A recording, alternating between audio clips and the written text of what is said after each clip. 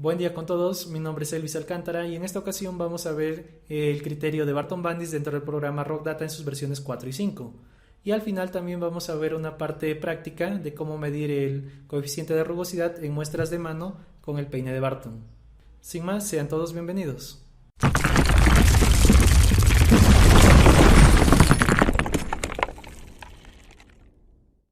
Este video va a estar dividido en 4 partes. La primera vamos a ver la parte teórica, las fórmulas, cómo y dónde aplicar este criterio de resistencia.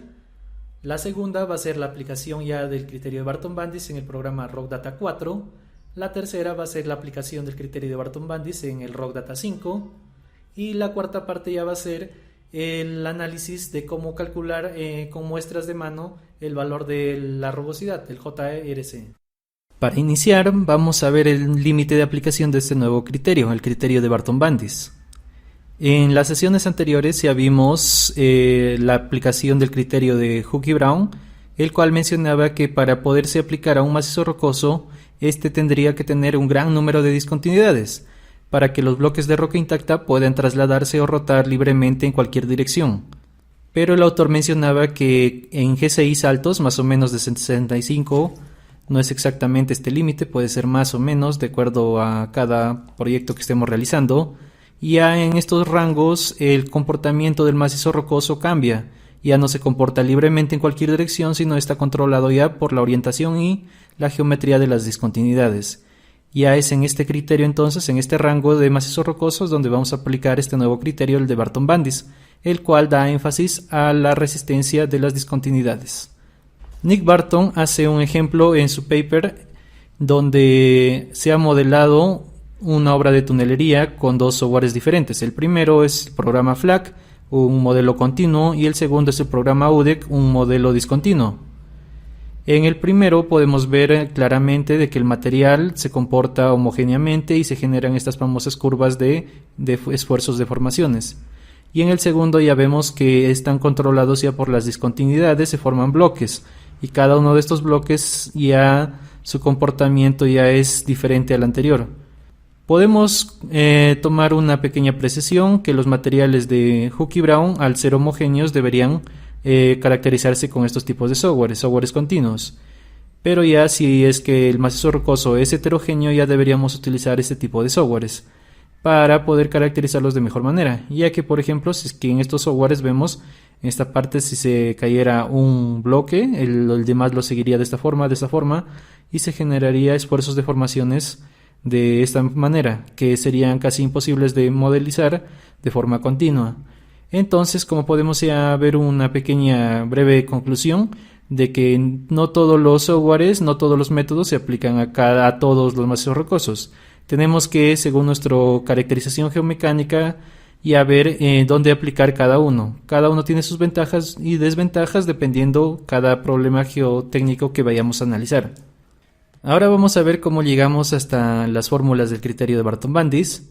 Para iniciar, si es que tuviéramos una discontinuidad teórica totalmente planar, sin relleno y totalmente fresca, el comportamiento sería como si fuera la curva de Mohr-Coulomb, donde la resistencia cesaliente va a ser igual a la resistencia normal por la tangente del ángulo de fricción residual más la cohesión, si es que hubiera. Este ángulo de fricción residual viene expresado en análisis que se hacen a las muestras. Cuando una muestra alcanza una resistencia pico, empiezan a decaer las resistencias hasta llegar a una horizontalidad. Ya en esta horizontalidad es donde se encuentra la resistencia residual y donde también vamos a calcular el ángulo de fricción residual. En este caso, al ya haberse superado la resistencia pico, ya no va a existir cohesión también en este tipo de campos de residuales, tanto de esfuerzos residuales como de ángulos de fricción residuales. Si es que ya estamos hablando de discontinuidades, ya no como el caso anterior, sino ahora ya presentan rugosidades, asperezas, Patton hizo una fórmula en donde la resistencia cesaliente va a ser igual a la resistencia normal por la tangente, pero aquí ya vamos a ver que el ángulo de fricción residual ya se le va a implementar una variable i, y tampoco ya aparece la cohesión porque ya son discontinuidades abiertas, ya no habría cohesión. Este factor i vendría a ser el ángulo de las asperezas si es que estas asperezas, rugosidades fueran constantes, como si fueran dientes de una sierra, todas constantes.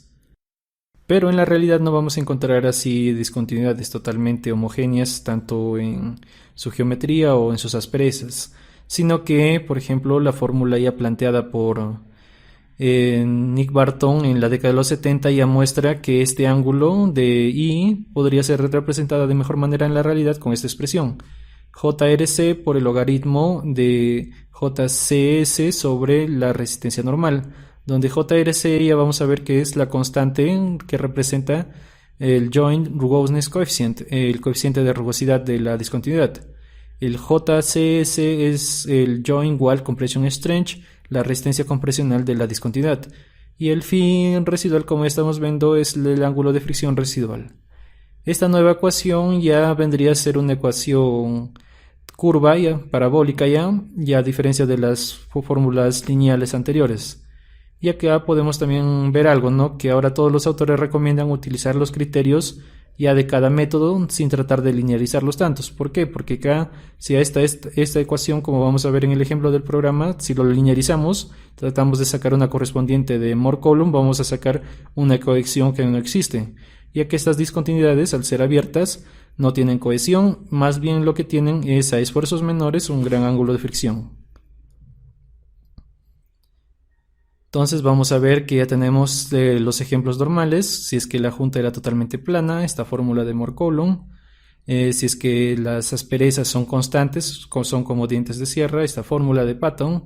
O ya la fórmula general de Barton de la década de los 70. En la década de los 80 también se dieron cuenta los investigadores, Barton junto a Bandis, de que estas nuevos parámetros se podrían escalar. Desde un factor 0, que vendría a ser los medidos en laboratorio, por ejemplo JRC, sería el coeficiente de rugosidad medido en laboratorio, y el L0 vendría a ser la longitud de la discontinuidad que llevamos al laboratorio, mientras el N vendrían a ser las características de la discontinuidad real. El LN sería la longitud de la discontinuidad en la realidad, y el JRC sub n vendría a ser entonces el coeficiente de la rugosidad, pero ya de la discontinuidad real. También aquí está la fórmula para la resistencia de la junta, lleva escalada desde la medida en laboratorio hasta la que representa la discontinuidad real. También cabe resaltar que aquí, si podemos ver, también se puede expresar el ángulo de fricción de forma básica, el phi sub b, pero el autor recomienda no utilizar este phi básico. ¿Por qué? ¿Cuál es la diferencia entre este phi básico y el phi residual? De que el phi básico representa una discontinuidad muy teórica, totalmente sana, totalmente inalterada, etc. Pero en la realidad tenemos el phi residual, que es parte de las discontinuidades ya alteradas, meteorizadas, ya más reales, ¿no? Y este phi residual tiene varios grados menores que el phi básico en la realidad. El autor Nick Barton recomienda no utilizarlos porque ya incluso en algunos trabajos doctorales o de postdoctorado, incluso en papers, se ha mostrado, ¿no?, que han utilizado por error el phi básico en vez del phi residual, y él recomienda no utilizarlo. Incluso en sus nuevos papers ya ni lo menciona este phi básico. Aquí podemos ver las figuras tipo que utilizó Nick Barton para sacar los perfiles de rugosidad de un rango desde 0 hasta 20, una escala de 0 a 10 centímetros. Podemos ver que de estas muestras sacó estos perfiles, los cuales hasta el día de hoy son utilizados e incluso han sido validados ya en muchas investigaciones y papers realizados. Mientras más incrementa el número, más incrementa la rugosidad. Aquí también podemos ver en un paper reciente, también va a estar en la caja de descripción este paper, donde un investigador ya lo que hizo es, como se dio cuenta de que estaba tan bien la tabla, lo que hizo es hacerle un zoom, digitalizar ya estas figuras, y ahora ya se presenta una versión PDF ya de las mismas para poder utilizarlas por otros investigadores. Y también ya se presenta una mejora de la escala, ¿no? Ya hemos pasado entonces de la gráfica totalmente pixelada a una gráfica ya mucho mejor en versión PDF. Otro autor aquí también lo que ha hecho es, por ejemplo, ahorita con nuevas técnicas, lo que se puede hacer es a una cara de una discontinuidad, escanearla, verla en 3D computarizado, y a partir de este modelo computarizado generar varios perfiles en diferentes direcciones, ¿no? Y el resultado es lo que se ve acá, de que el JRC, o sea, el valor de la rugosidad, puede cambiar dependiendo de la dirección en donde se aplique, ¿no? Y podríamos sacar a partir de esta roseta de factores de rugosidad, el promedio, o también ver con softwares computacionales cómo se comportaría con el menor rango de rugosidad o con el mayor rango, ¿no? Otros autores incluso han utilizado ya este factor de rugosidad para calcular su relación con la permeabilidad de las discontinuidades, dándose cuenta de que sí, que está completamente relacionado. Si es que la aspereza, la rugosidad de la discontinuidad es baja, va a haber mayor flujo de aguas subterráneas, pero si la discontinuidad es muy rugosa, va a haber menor flujo. O sea, como les menciono, este cuadro de rugosidad está muy validado en la actualidad y se puede aplicar a otros métodos. Aquí podemos ver una lámina recomendada por la Sociedad Mundial de Mecánica de Rocas, donde muestran diferentes tipos de análisis que se pueden utilizar para calcular los factores del criterio de Barton-Bandes. En el primero podemos ver una caja de esfuerzos cisaliantes para calcular los pares tau y sigma normal del criterio y sacar los otros parámetros que necesitemos. Aquí también está el famoso test de inclinación, el tilt test, en donde a una muestra le podemos aplicar un cierto ángulo hasta que se deslice, y a partir de ese ángulo ya podemos sacar el JRC o el phi residual, dependiendo de cuál tengamos a la mano a partir de esta fórmula. También vemos unas recomendaciones para el análisis con el martillo de Smith. Como el martillo Smith es bien útil para las primeras capas de una muestra, es totalmente aplicable para este caso entonces las discontinuidades. Podemos sacar con el martillo Smith el R minúscula y el R mayúscula.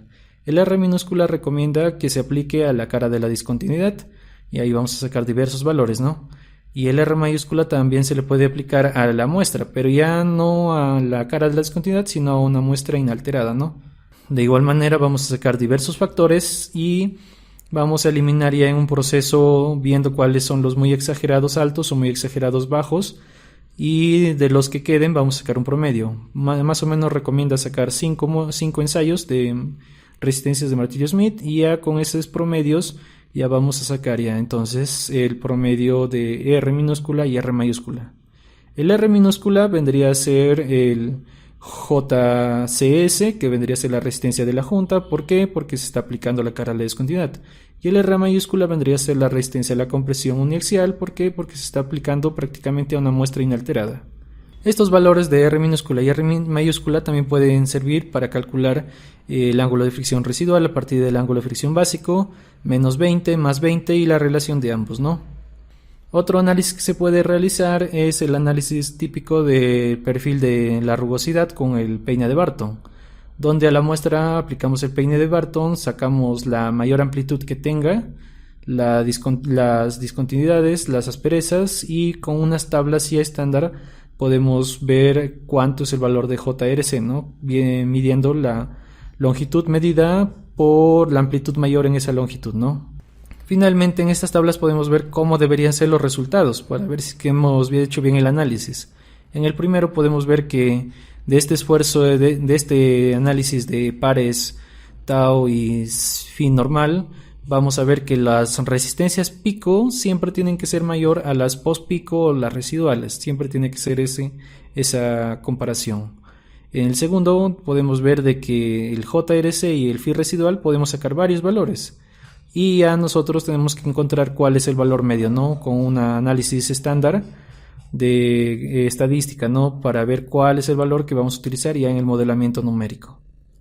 También podemos ver en el caso de las resistencias, ¿no? Siempre la resistencia a la compresión uniaxial, o sea, de la muestra fresca, tiene que ser mayor a las demás, ¿no?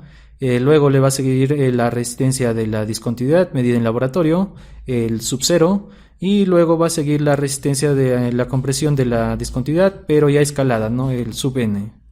Y en la última gráfica podemos también ver esta misma relación, ¿no? Que el JRC, o sea, el coeficiente de rugosidad, siempre tiene que ser mayor en el caso de la analizada en laboratorio, el subcero, que la escalada ya para el tamaño real de la muestra, ¿no? El sub n. Aquí podemos ver el análisis típico de inclinación, el tilt test, y aquí vemos los equipos que también se pueden utilizar a estas discontinuidades ahí mismo en laboratorio, el martillo Smith y también el peine de Barton. Acá vemos los típicos ábacos para sacar los valores, ¿no? Por ejemplo, aquí es para el peine de Barton, en donde en la parte inferior podemos ver cuánto es el perfil que estamos analizando, ¿no? Normalmente los peines de Barton son de 10 centímetros acá o 20 centímetros. Podemos realizar en cualquiera de los dos o en algunos de 15 centímetros acá, ¿no? Simplemente trazamos la línea y vemos. Y en el límite vertical podemos ver la amplitud de las asperezas, ¿no? Cuál es el amplitud máximo que hemos encontrado en esa longitud analizada. Y ya comparando estos dos valores podemos ver cuál es el coeficiente de rugosidad. De similar manera, para el martillo Smith, aquí nos muestra cuánto ha sido la resistencia a la compresión uniaxial, ¿no? A partir del peso específico de la muestra que vamos a analizar y del número de rebotes que se han realizado, ¿no? En el análisis. Y también correcciones de acuerdo a la orientación, ¿no? Si la has tomado vertical, inclinado, horizontal, etc. Muy bien, entonces ya vimos el criterio de Barton-Bandis, pero recordarles que hay muchos otros tipos de resistencias. Nick Barton recomienda este gráfico, ¿no?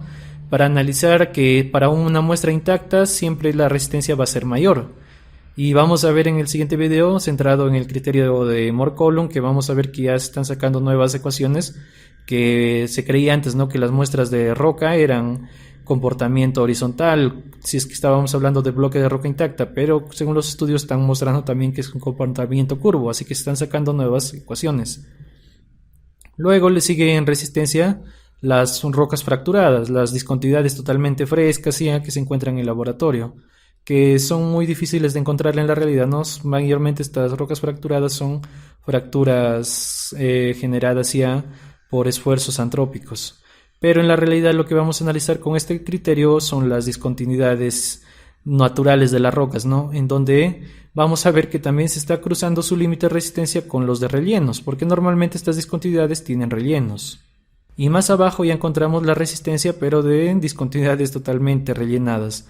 Son en donde ya la resistencia va a estar ligada totalmente a la resistencia del relleno, ya no a las asperezas, etcétera. En este campo entonces de las discontinuidades naturales de la roca vimos que Barton en la década de los 70 planteó esta fórmula, ¿no? En donde se aparecía el phi básico, que ya fue totalmente reemplazado con la fórmula de Barton y Chubey de 1977, ¿no? Donde se reemplazó el phi básico por el phi residual, el que se debe utilizar con mismas palabras del autor, ¿no? Hasta el día de hoy. La Sociedad Internacional de Mecánica de Rocas recomienda utilizar esta relación si es que necesitamos este ángulo de fricción residual a partir del ángulo de fricción básico de la muestra, como tenerlo a partir de las resistencias del martillo Smith con los famosos R minúscula para las muestras húmedas y alteradas y el R mayúscula para las muestras secas y frescas.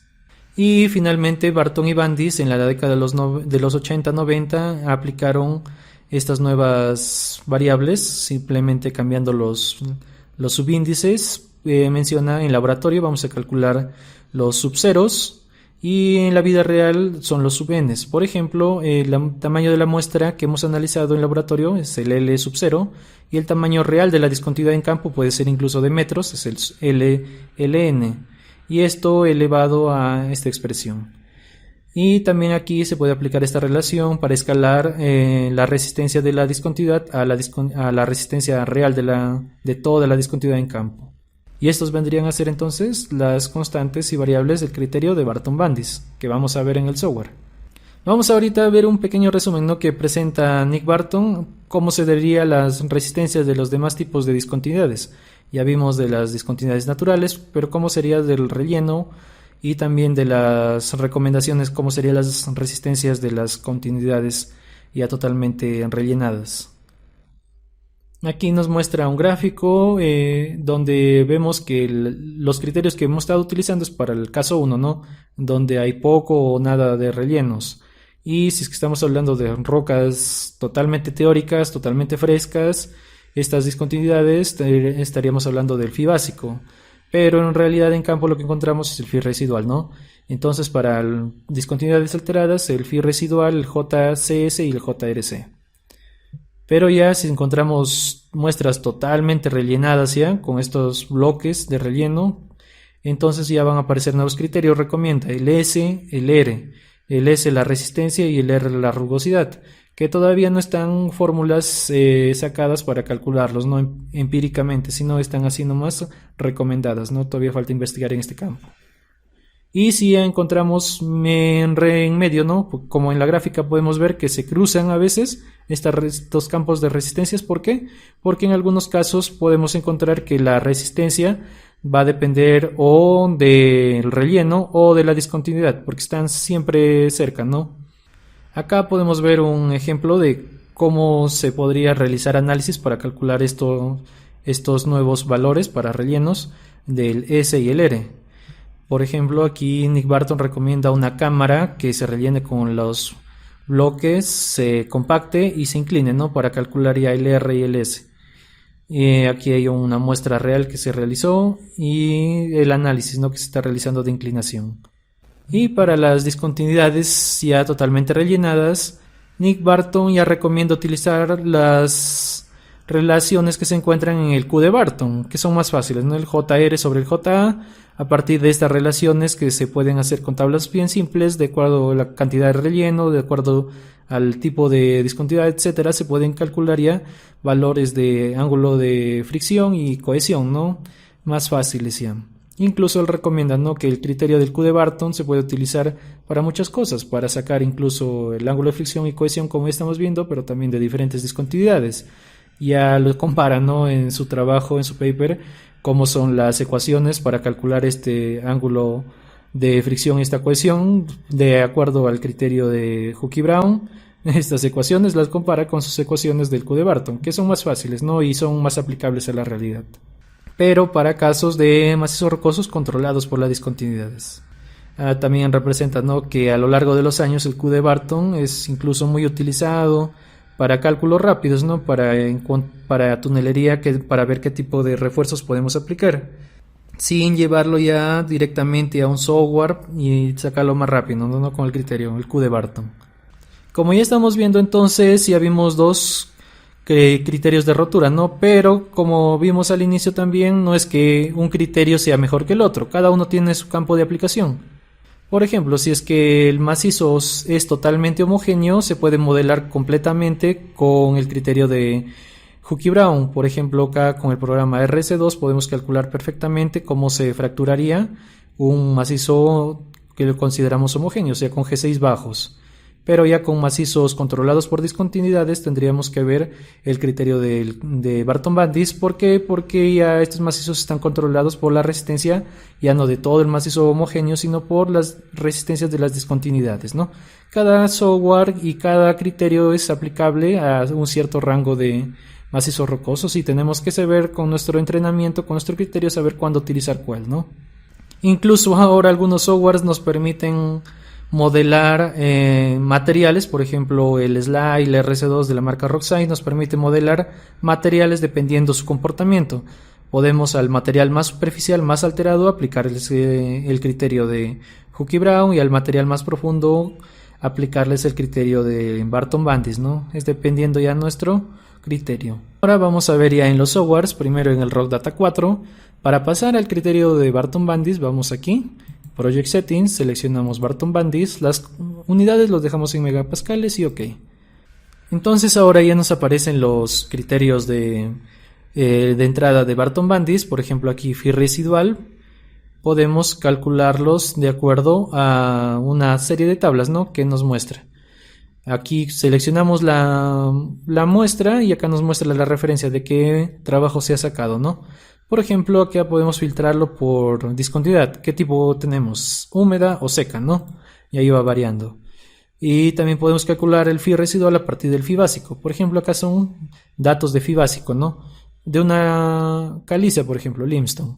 Acá vemos que tiene phi básico 34.5, 36.5 y 35. Promedio 35, ¿no? Seleccionamos 35 y en campo ya vamos a probar cuál es su resistencia. R minúscula con el martillo Smith y R mayúscula con el martillo Smith. R minúscula para discontinuidades, como ya vimos, alteradas y húmedas, y R mayúscula para muestras frescas y secas, ¿no?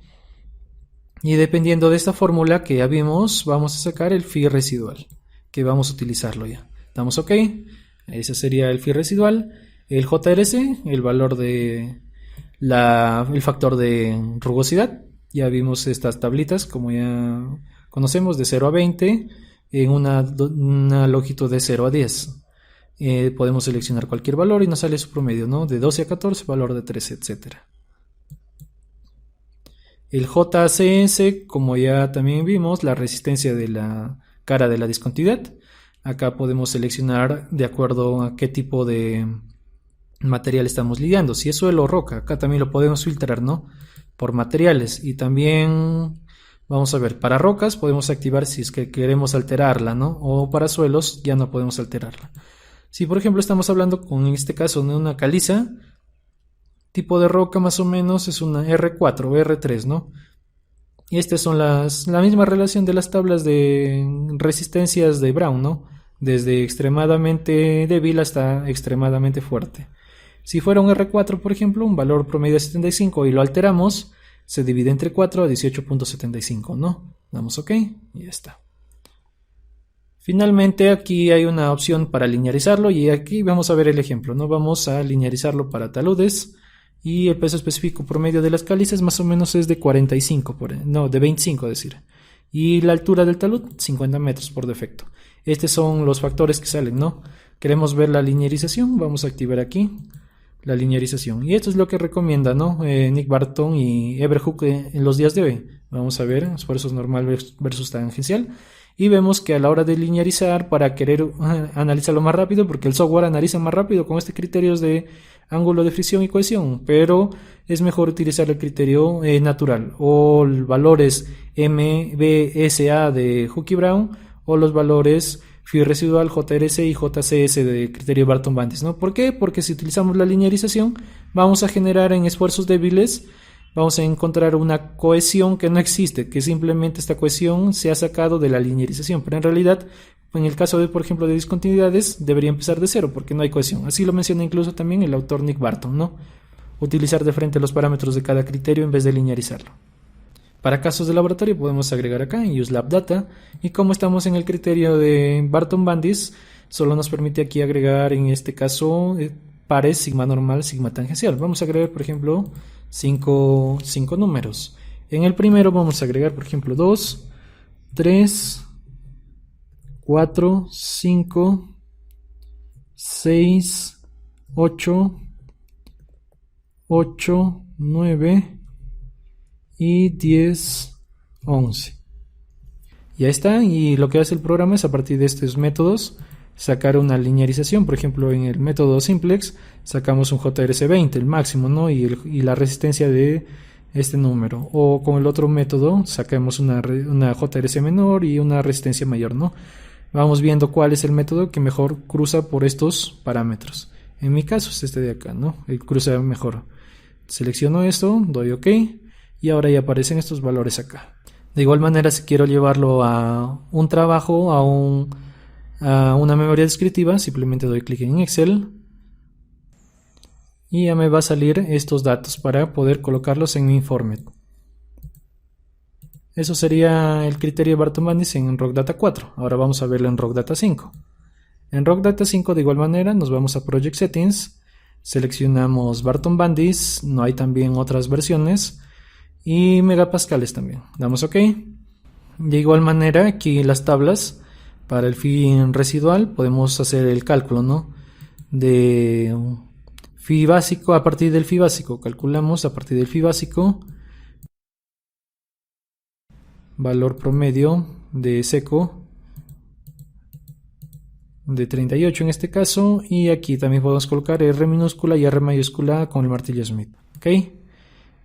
Para el caso de las JRC, pero acá ya en el RockData 5 ya nos permite colocar el escalado, el sub n. Damos un clic, seleccionamos de igual manera cuál es nuestro JS o colocamos aquí, y acá podemos colocar la longitud ya escalada, cuál es la longitud real de nuestro macizo rocoso, de nuestra discontinuidad. Ya puede ser incluso de metros, de 2 metros, 3 metros, etc. Por ejemplo, la longitud normal en este caso vamos a colocarle de 5 metros. Y aquí vemos ya que el JRC, el valor de la rugosidad, ya disminuye de 11 a 4 para este caso. Damos OK. Y en el siguiente también, igual manera, la resistencia de la junta Vamos a hacerlo del mismo caso que el anterior, material, vamos a una R4, pero también lo vamos a alterar para que se divida entre 4. Y la longitud, vamos a colocar que la longitud natural ya va a ser de 5 metros también. Vemos que entonces la resistencia, que para el tamaño de la muestra de 10 centímetros era de 18.75, pero la escalada a 5 metros ya baja a 5, ¿no? Ok, y ahí está. De igual manera podemos aplicar para taludes, el peso específico lo podemos cambiar acá, 25 por ahí más o menos, y la altura del talud, ¿no? De igual manera podemos visualizar la overlay. Vamos a filtrar solo por normal versus sellante para ahí ver la normal, ¿no? Cómo se está linearizando. De igual manera aquí en Rock Data 5, para agregar datos triaxiales, damos a Use Lab Data y aquí agregamos los pares. De igual manera 2, 3, 4, 5, 6, vamos a agregar 8, 8, 9 y 10, 11. Vamos a agregar en valores, ¿no? Como si fuera un ensayo de corte directo. Aquí necesitamos minimizar para poder agregar el algoritmo. Igual que el caso anterior, el primero, sumatorio de error vertical y error tipo absoluto. Y ahí está, así nos sale, y en color celeste aquí nos muestra cuáles son los calculados, ¿no? Acá también podemos agregar el phi residual, como ya hicimos el cálculo en este ejemplo, 28, ¿no? Y aquí a partir de estos valores entonces ya nos calcula cuál es el ángulo de fricción residual, el JRC y el JCS. Vamos a sincronizarlo, vamos a dar una sincronización con el material 1 que teníamos, damos OK, regresamos a las tablas normales y acá vemos que ya no podemos cambiar estos valores porque estos valores se han sido sacados del laboratorio. Esa parte sería en el Rock Data 5, vieron que este criterio ya teniendo conocimiento del programa y es más fácil de agregar sus valores tanto con tablas como con ya datos de laboratorio. Muy bien, ahora lo que vamos a hacer es aplicar el peine de Barton a dos ejemplos claros. El primero va a ser en una discontinuidad un poco más planar y el segundo va a ser en una discontinuidad un poco más rugosa. Lo primero que tenemos que hacer es ver cuánto es el detalle de nuestro peine de Barton. En mi caso es de 15 centímetros. Así que en el ábaco vamos a marcar, en mi caso, como es de 15 centímetros, voy a marcar una línea acá. Porque aquí es 10 centímetros, 20 centímetros y la mitad sería acá, ¿no? Lo siguiente que vamos a hacer es colocarlo horizontal, los pelos del peine de Barton, que estén completamente reseteados. Así que lo aplastamos en ambos lados, por un lado y por el otro, en una superficie horizontal, hasta que esté totalmente horizontal los hilos.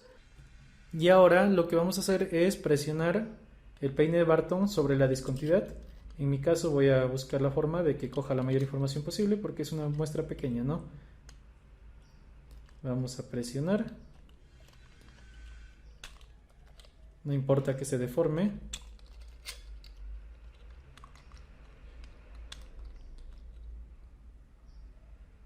Y ya está. Ahora el peine de Barton ya cubre la mayor superficie de las discontinuidades, ya se han formado acá el perfil. Por eso estos famosos peines de Barton también se conocen como los perfilómetros o profilers. Y ahora con otra superficie vamos a medir cuál es la mayor amplitud que hemos encontrado en esta discontinuidad. Y con otro, en mi caso un protractor de 1 en 2000, o sea la mitad de 1 milímetro está marcado para tener un mayor detalle, ¿no? Ahora lo que vamos a hacer entonces es colocar aquí y empezar a medir cuál es la mayor profundidad.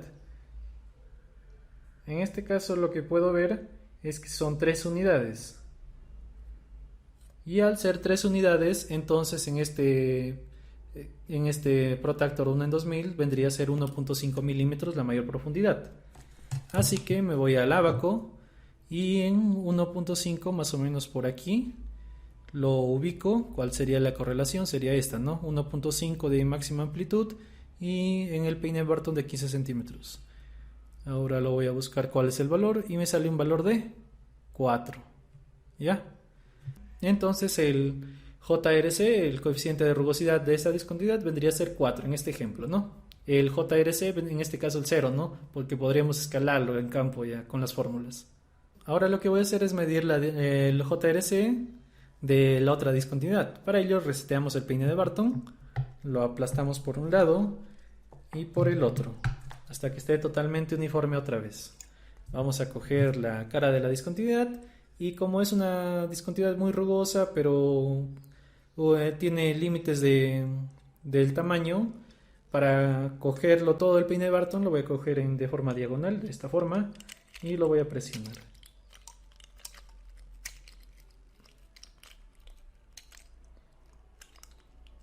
Ya está. Si se puede apreciar, ya el peine de Barton se ha ajustado completamente a la cara de la discontinuidad. En cualquier forma, pueden verlo ahí. Ahora lo que hacemos es separarlo. Y como se puede apreciar ahora, ya tenemos el perfil de la discontinuidad. Simplemente cogemos nuestra superficie horizontal. En campo pueden tener la ayuda de alguien más. Y en mi escala 1 en 2000 lo voy a medir cuál es su mayor profundidad que se ha logrado encontrar. En este caso, la mayor profundidad son 10 unidades en 1 en 2000, que vendrían a ser 5 milímetros. Ahora vamos al ábaco. Entonces, en nuestro peine de Barton de 15 centímetros y una amplitud de las asperezas, o sea de la rugosidad de 5, vamos a sacar un valor más o menos menor a esta línea, que es de 16, y vendría a ser entonces un valor de 15. Estos fueron claros ejemplos de la medición del JRC en superficies de discontinuidades. En campo podemos hacer más análisis con un mínimo de 5, por ejemplo, eliminar los valores que sean muy elevados o muy bajos y sacar un promedio, ¿no? Y este promedio ya va a ser el valor del JRC de la muestra. Pero como ya lo vimos, en el valor de Barton-Bandis vendría a ser el JRC sub 0. Para escalarlo al JRC sub n, del tamaño total de la discontinuidad, tendríamos que aplicar las fórmulas que ya lo vimos en el análisis. Eso sería todo por este video. Ya entonces analizamos el criterio de Hook y Brown para macizos que se comportan de manera más homogénea, el criterio de Barton-Bandis para macizos controlados por la resistencia de las discontinuidades, y solo nos faltaría recordar las fórmulas del criterio de Moore-Coulomb y cómo aplicarlo tanto en suelos, y vamos a ver un poco también cómo se está aplicando ya para muestras de roca intacta, y finalmente ya la personalización final de los resultados. Muchas gracias por su atención y los espero en otro video.